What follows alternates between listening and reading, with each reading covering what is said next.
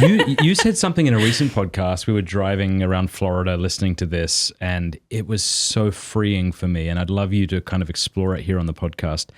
You said asking yourself the question, am I doing enough, is a really bad idea and the wrong question to ask. Can you talk about that? Yeah.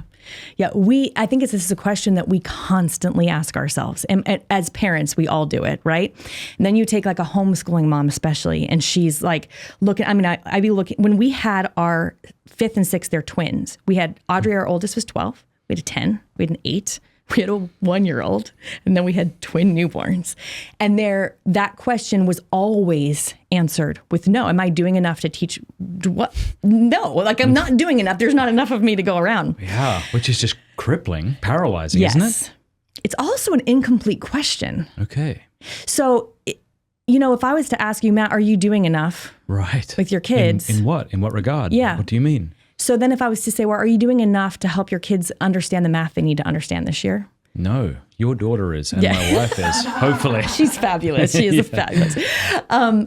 Okay, but interestingly enough, if in my head, if I go, am I doing enough? I immediately start thinking, well, gosh, I should be teaching my kids more about the faith. We don't go to daily mass. Yes. Also, that kid's not reading yet. This one's behind in math. Yes. But I haven't actually found a question yet. So the answer is going to be no, because am I doing enough to do what do we mean by that?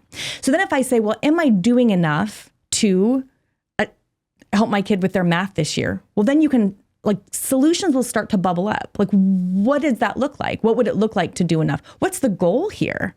So then if I go, well, my goal is for them to achieve the next step in math, let's say, then solutions naturally start to present themselves. Okay, what does that require? That requires 20 minutes a day of sitting down and doing some math together. Now, am I doing enough? Yes. Or am I doing enough to pass on the faith to my kids? That's going to have doing math for 20 minutes a day ain't going to answer that, right? Yeah, so that question about am I doing enough to pass on to the faith, even that seems to be an unfair question unless you know what the next step is, the next goal is. Because it's no, of course you're not. Your children can't recite the entire, your children probably could recite the whole Baltimore Catechism, but most children can't. So it's it's this unrealistic standard that I can never meet. Yes. So I'm going to always feel like a failure. And if I'm feeling like a failure, I'm probably not going to be joyful and motivated and interested. Well, and the truth is that the answer is almost always, am I doing enough to, and even when you finish that sentence, the answer is almost always no anyway. Because like you said, well, there's always more that you could be doing, but also doing more might not actually get you the results that you want either. But here's the thing. This is the key, I think. We weren't actually asked to get results. There's that beautiful quote by Mother Teresa saying, it's something about how we weren't called to be. Something he doesn't demand, he demands our effort, but not success. Something like that. Yes, it's faithfulness, not success. That's right. So the picture in my mind that has helped me so much over the years is of Jesus feeding the 5,000 on the hillside. And you can imagine this throng of hungry people. And also, I don't know if you've ever been in around somebody who doesn't understand that okay, this will happen with our kids, right? Where I can tell this particular kid, if they don't get fed in the next hour, we are going to have things are going to get. I feel that way about my wife. Honey, let's get you a steak real quick. Quickly, we need to do something about this. So I can just imagine these disciples this crowd is hungry and Jesus is not paying any attention to that. He's so into his preaching. He does not even, And so then they tell him, we need to send them away to go eat, which is how I feel most mornings, right? The school bus trundles by and There's I think. the quote, God does not require that we be successful, only that we be faithful. Yeah. Beautiful. Yes.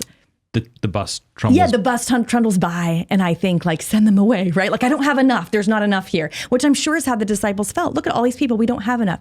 But what Jesus didn't say, he could have just instantly fed everybody, right? And that might have been even more impressive, but that's not what he did. What he did is he said, bring me what you have. So they bring him this measly basket full of loaves and fish, and he makes it enough.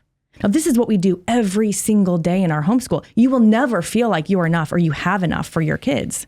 That's not what he ever asked you to do. He said, bring me what you have and I'll make it enough. I think this is what we see time and time again. I can look back now, having graduated 3 kids from our homeschool, and think, I know there were years I didn't give them enough.